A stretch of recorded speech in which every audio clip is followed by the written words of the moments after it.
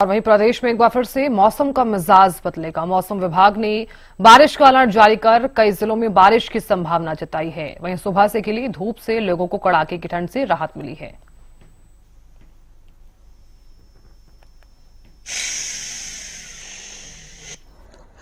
दो दिन ठंड से राहत के बाद एक बार फिर से फिजाओं में ठंडक घुल सकती है। जी हां, जिस तरह का अलर्ट दिल्ली एनसीआर में बारिश और बूंदाबांदी का जताया गया है, उसके बाद मौसम एक बार फिर से बदलेगा, ऐसी संभावनाएं हैं।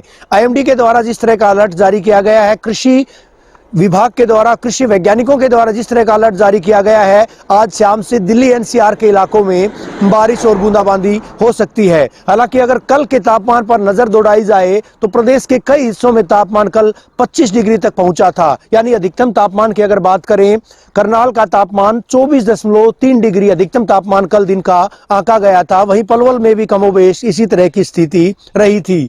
लेकिन अगर न्यूनतम तापमान का जिक्र किया जाए, हिसार का बालसमंद कल भी सबसे ठंडा दर्ज किया गया था 6.3 डिग्री तापमान के साथ।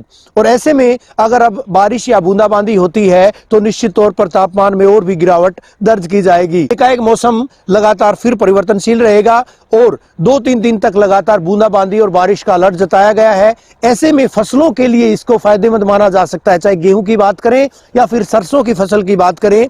इन फसलों के लिए इस मौसम को माकूल माना जा रहा है। फिर एनसीआर, दिल्ली एनसीआर क्षेत्र की बात करें तो धुंध और कोहरे का भी अलर्ट जारी किया गया है। आने वाले दिनों में धुंध और कोहरा इसी मानंद रह सकता है। अगर 5 से 7 डिग्री का तापमान रात का न्यूनतम तापमान की अगर बात की जाए वो मेंटेन रहता है, तो निश्चित तौर पर इस बार गेहूं की बम्पर फसल के आसार जताए गए हैं। और ठीक इसी तरह से, क्योंकि दक्षिणी हरियाणा की गेहूं और सरसों ये फसलें ये ज्यादा यहाँ पर उगाई जाती हैं, पानी की भी जरूरत इनमें कम होती है। हालांकि जब पानी की जरूरत होती है तो उस जरूरत को धुंध व ओस या कोहरा वो पूरा कर देता है। और इस बार रही सही कसर तो बारिश और बूंदाबांदी ने पूरी की है। हालांकि कुछ इलाकों में जब ओलावृष्टि हुई थी तो उसका नुकसान भी देखने को मिला था।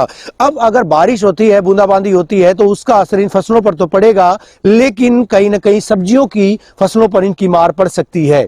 ज्यादा बारिश की वजह से मटर पहले ही खराब हो चुकी है, टमाटर पर भी असर पड़ा था, धनिया और दूसरी इसी तरह की फसलें उन पर असर पड़ चुका है। लेकिन बहरहाल आज देर शाम से यह अलर्ट है कि मौसम एक बार फिर से बदलेगा, बारिश होगी, बूंदाबांदी होगी और तापमान में 2 से 2.5 डिग्री तक की गिरावट दर्ज की जाएगी। तो सावधान हो जाइए, क्योंकि अभी ठंड जाने वाली नहीं है। वीडियो जर्नलिस्ट सुमित अवस्थी के साथ रवि जांगड़ा, हरियाणा न्यूज।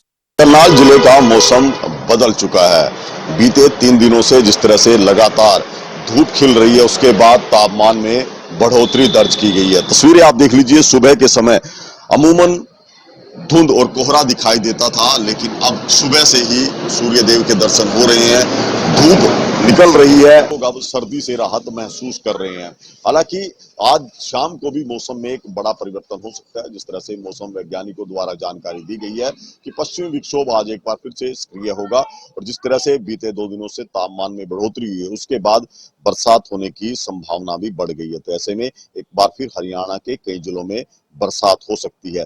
बरसात होगी तो उसके बाद फिर तापमान में गिरावट आएगी, क्योंकि बड़ा बदलाव मौसम में होगा।